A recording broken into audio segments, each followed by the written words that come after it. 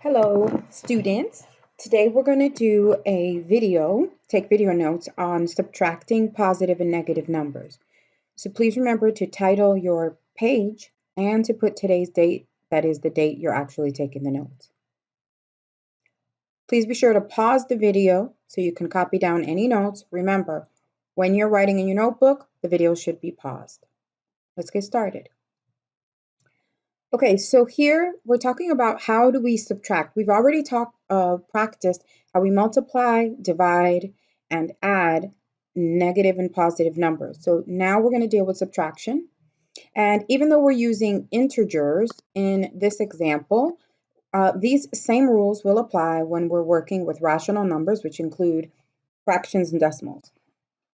Okay, so the rule says here, it says to subtract integers, I add the opposite.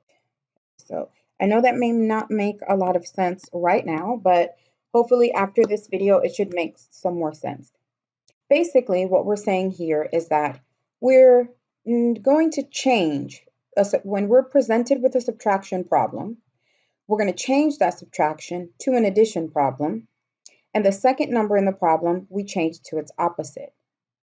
At that point, we'll have an addition problem, and then we're going to fall back on the addition rules that we learned about how to add numbers when the signs are the same and how to add numbers when the signs are different.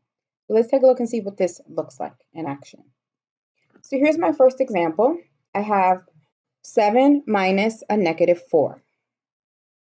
So since it's a subtraction, remember, we've talked about this in class. The first thing you want to look at is what operation is being presented in the initial problem. And I can see that this is a subtraction problem. So this should trigger my use of this rule, okay? So the moment I see that it's a subtraction problem, I have to remember I'm going to be adding the opposite. So what does that mean? That means that I'm going to be changing this problem from a subtraction problem to an addition problem. And the way we do that is this. The first number always stays the same. So this is a set, and you're going to notice I use the same color for the numbers that stay the same and a different color for anything that changes. It's helpful for you to do the same. Okay, so the first number is going to stay the same. It's a 7, so we're going to leave it as a positive 7. I'm then going to change, because remember it says to subtract, I add the opposite. So instead of a subtraction, I am now going to change my subtraction to an addition. Instead of subtracting, I'm changing it to an addition. And then we're going to deal with where it says the opposite. So this is where the opposite comes in. So currently, I'm subtracting a negative 4. Once I change the subtraction to an addition, I then am going to change the next number to whatever its opposite is. So in this case, I have a negative 4. I'm going to change it to a positive 4. Now I have a new problem, and it's an addition problem. Notice that there's a plus sign in between. You want to ask yourself, are your signs the same or are your signs different? In this case, they are the same. So if the signs are the same in an addition problem, you just add them and keep the sign. 7 plus 4, and they're both positive, gives you a positive 11. Okay. Make sure you're writing down any questions in your notebook so we can discuss them together in class. Okay. So I'm going to ask you to pause this video and try this next one first before I do it. We don't have that many examples in this video. You try it first so you can see if you're understanding what I just said in example A, and then unpause it after you're done to see if you've got the same answer. Okay, so now that you've paused letter B, again, remember the first number will not change. So I have a negative 5 as my initial number. I will keep that negative 5.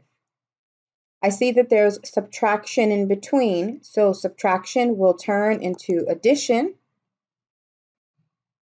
And then the number that follows, in this case, we have a 2 here, okay? It's not in parentheses, it's just a 2. So since we have a 2 there, I need to change it to the opposite. The opposite of a positive 2 is going to be a This changes to a -2.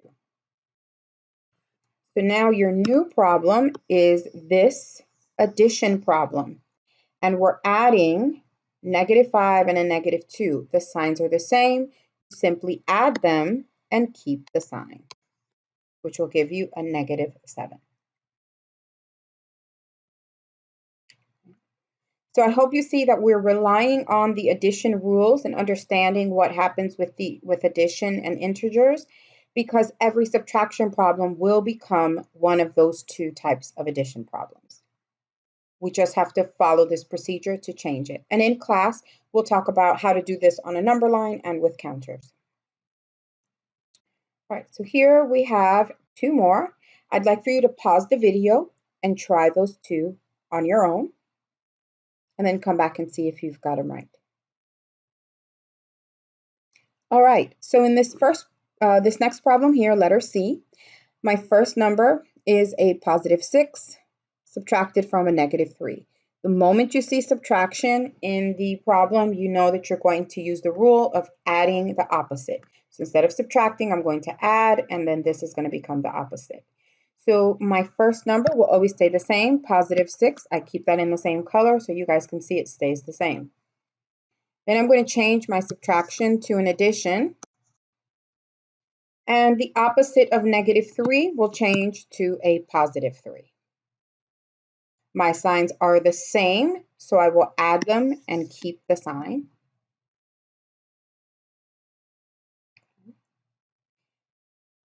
For letter D, -11 minus 7. This is a subtraction problem, which means I need to add the opposite. So we're going to keep the first number the same as -11.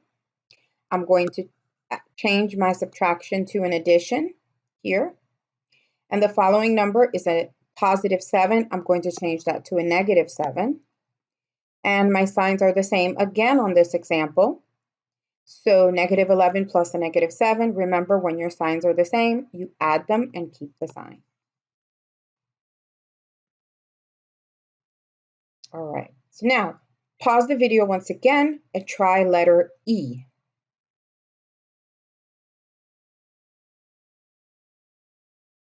Okay, so on letter E, my first number is a -21. This is a subtraction problem, so I have to keep the first number the same, change the subtraction to an addition, and the following number I change to its opposite. So my first number, -21, will stay the same. I'm going to change subtraction to an addition, and my -3 will now become a +3. Now I have an addition where my signs are different. Remember, when your signs are different in an addition problem, you're going to subtract the numbers and use the sign of the larger number. So 21 minus 3 would be my subtraction. That's going to give me 18. And now I'm going to look at the absolute value of each of them. The absolute value of -21 is 21, which is larger than the absolute value of 3, which is 3. So since -21 carries the larger absolute value, you're going to use that negative sign in your answer. It's -21, or -18, excuse me, -18. Okay, so those are all of the examples that I'm going to do with you in these video notes. Please make sure you've got everything written down. And I'm going to leave you with a few problems that I would like for you to do on your own. I want you to try numbers 4 through 7 here. So these numbers 4, 5, 6, and 7. And when I check your notes in your notebook, I will be looking for your responses. Please make sure you're showing your work like I have here. Show me what's staying the same. Show me you changing the subtraction to an addition, and show me what you changed the last number to. If you had to do a subtraction between them, you can show me that as well. This way I can see where you're making an error and help you fix that quickly. Okay. All right, I'll see you guys in our next class. Take care.